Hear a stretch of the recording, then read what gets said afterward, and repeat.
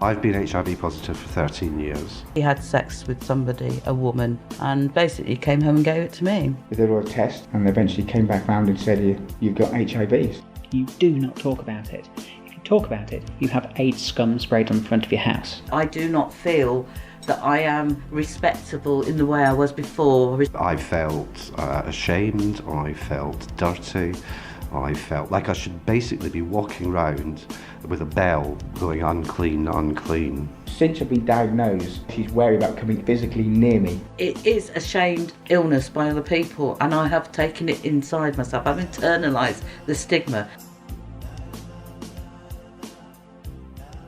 Life for me with HIV.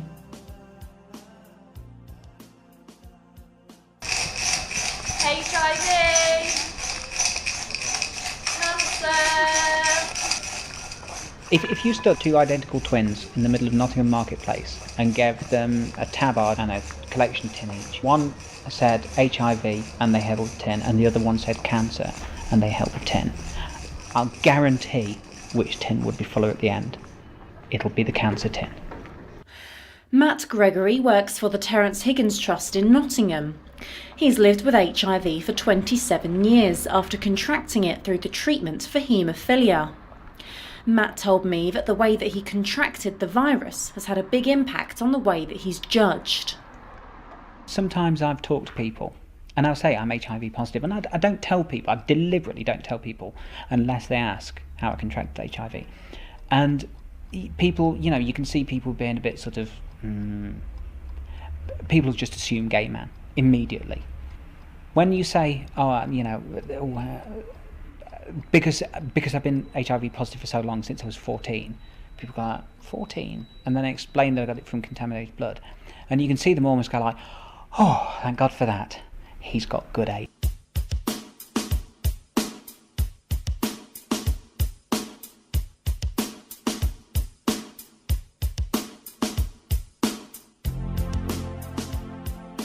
I've been HIV positive for 13 years. He had sex with somebody, a woman, and basically came home and gave it to me. We did all a test and eventually came back round and said, you've got HIV. You do not talk about it. If you talk about it, you have AIDS scum sprayed on the front of your house. I do not feel that I am respectable in the way I was before. I felt ashamed, I felt dirty, I felt like I should basically be walking around with a bell going unclean, unclean. Since I've been diagnosed, she's wary about coming physically near me. It is a shamed illness by other people, and I have taken it inside myself. I've internalised the stigma.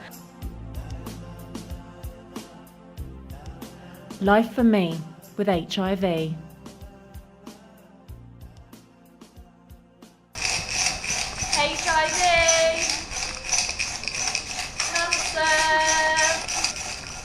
If you stood two identical twins in the middle of Nottingham Marketplace and gave them a tabard and a collection tin each, one said HIV and they held a tin, and the other one said cancer and they held a tin, I'll guarantee which tin would be fuller at the end. It'll be the cancer tin. Matt Gregory works for the Terence Higgins Trust in Nottingham. He's lived with HIV for 27 years after contracting it through the treatment for haemophilia. Matt told me that the way that he contracted the virus has had a big impact on the way that he's judged. Sometimes I've talked to people and I'll say I'm HIV positive, and I don't tell people, I deliberately don't tell people unless they ask how I contracted HIV. And people, you can see people being a bit sort of, people just assume gay man immediately. When you say, because I've been HIV positive for so long, since I was 14, people go like, 14? And then I explain that I got it from contaminated blood. And you can see them almost go like, oh, thank God for that. He's got good AIDS. And I hate it. I loathe the fact that people go from seeing me as, you can see the horns falling off my head. I'm no longer that demonic, evil, immoral filthmonger that they thought I was. I'm now that angelic victim who doesn't deserve all this and, really should have had a better life. People that contract HIV through sexual intercourse are considered to have bad HIV. You are thought to have brought it on yourself because you were promiscuous. Despite this, Matt says people are still taking huge risks. HIV and AIDS are still the sort of the watchword for sort of frightening conditions, but that still doesn't stop people from taking enormous risks in their own personal lives and with their own sexual health, because, and you hear this everywhere with every condition, it doesn't happen to me. It's not going to happen to me. They look fine. Verity Reed Hall never thought that she would catch HIV. She used to be a social worker, so she knows all about the risks, but as a married woman in her 40s, she thought she was safe. I went to rural Cornwall to meet Verity and find out how a married woman like her gets HIV. My husband is a marine engineer, or was a marine engineer, and he worked for nearly 40 years at sea, which meant he went away for 6 or 7 months, sometimes less, at a time, working for the oil industry, on board ship, big ships. Basically, he's been all over the world. He's worked in Africa, Thailand, South America. All of those places are very high prevalence of HIV. Sadly, like many people, he thought it could never happen to him. And in fact, it didn't, because he wasn't unfaithful. But finally he was, because he was lonely, been away a long time, and he had sex with somebody, a woman, who was not a prostitute, a sex worker or anything like that, in Brazil. And basically he came home and gave it to me. HIV has always been associated with stereotypical groups of people. But as you can see from Verity's experience, anyone can catch it. Someone else who didn't think that they were at risk is Andy. He was a married man with a young child when he became very ill and was later diagnosed as HIV positive. So I spent probably about a good 3/4 of a year going downhill, losing weight. I was in a sales job. I was underperforming. Concentration had gone. Basically, night and day became one. He never got to sleep because of his chest condition. So he couldn't breathe properly, so he couldn't sleep properly. Obviously the immune system was collapsing. I didn't know the immune system was collapsing, of course. The whole HIV concept never entered my brain. I didn't know anything about it. And it came to a sort of stage where I basically walked into the hospital. I stayed in there for 3 months. They did all the tests and MRI scans, CT scans, etc. And they eventually came back round and said, you've got HIV. So my wife got tested. She was positive. My daughter got tested, of course, which was negative. I think that was the only sort of happy thing out of them sort of 4 months. Verity and her husband Barry were only diagnosed with HIV 3 years ago, but they've always been very open about their status. Our friends, when they first found out, they all made a point of hugging us, which was a bit over the top because we're not normally hugged all the time, you know what I mean? But it was a way of saying, look, I don't care. They're not necessarily any less ignorant about it, but you do get occasionally people who find out from one way or another, and also because we're open, who are a bit like that. Oh yeah, I mean the difference is like New Year's Eve. At one point, you went out and everyone used to go around, kissing people as they do. Doesn't happen anymore. We don't get a kiss. No, you get your handshaken instead. Not everyone feels as though they can be this open. I met a lady who didn't tell anyone for 10 years and is still too scared to be identified. I knew my partner had it.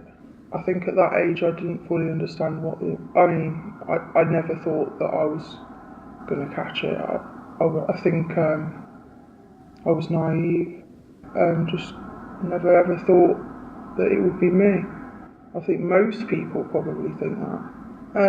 I was scared. I didn't tell anyone for 10 years.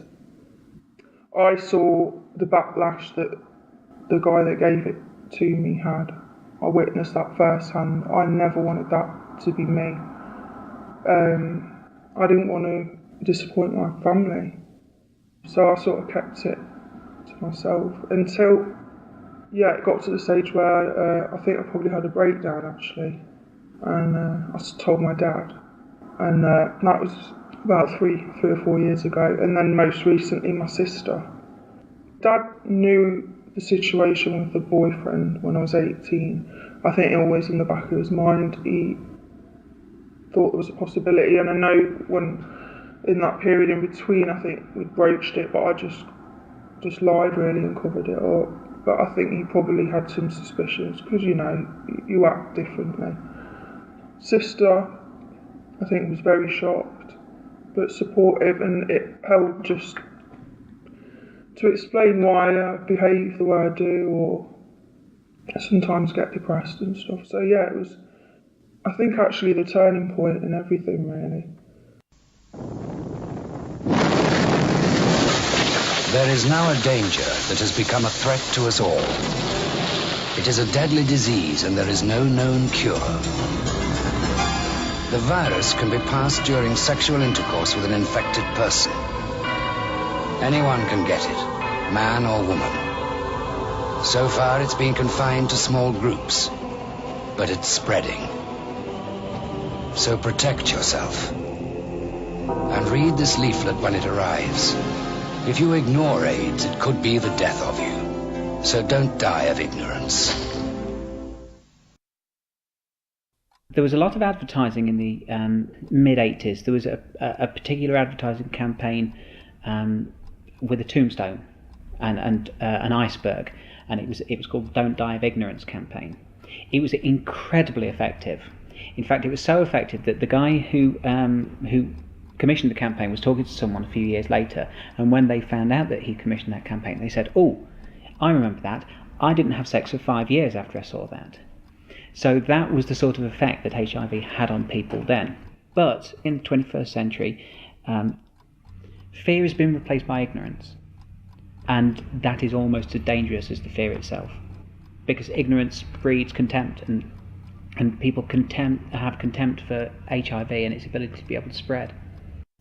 Sue Pennant works as an HIV specialist nurse at Nottingham City Hospital. She agrees with Matt that there is a lot of ignorance about HIV. When she talks to people who have been diagnosed, some people think that they're going to die. Some people think that they can be cured. A lot of people tell us when you give them the new diagnosis, does this mean I'm going to die? They don't know that you can live. You see lots of negative images of HIV. You see lots of orphans. You see lots of emaciated, thin, slim people, usually African people, who are dying. People don't get to see the people who are well, who are having families, who go to work and do all the manual labour, and they still see it as an illness. They know there's medicines, and some people think it's the magical cure, that, you know, it'll be all okay. Well, we can improve somebody's life, sort of mortality, their lifespan, but their quality of life, we have to work on between us. Michael Luted is a support worker for Leicestershire AIDS Support Service. He thinks that attitudes towards HIV in the 21st century are just as bad as they've always been. But this won't stop him and others fighting for acceptance. I see people like myself and a couple of other members of staff here who are brave enough to go out into the wider world and tackle the issues of stigma and discrimination by outing ourselves and showing that positive people are just people, the same as everyone else, and have the same rights and the right to dignity and respect regardless of their status and regardless of how they came in contact with the virus. There are now around 20,000 people living with HIV in the UK. When I first went to meet some of them, I was sure I would hear stories of how HIV is no longer treated like the plague it was thought to be in the 80s and 90s. Sadly, this was not always the case. Once a virus surrounded by shame and disgrace, it seems very little has changed 30 years on. It doesn't matter to you though, because it would never happen to you, would it?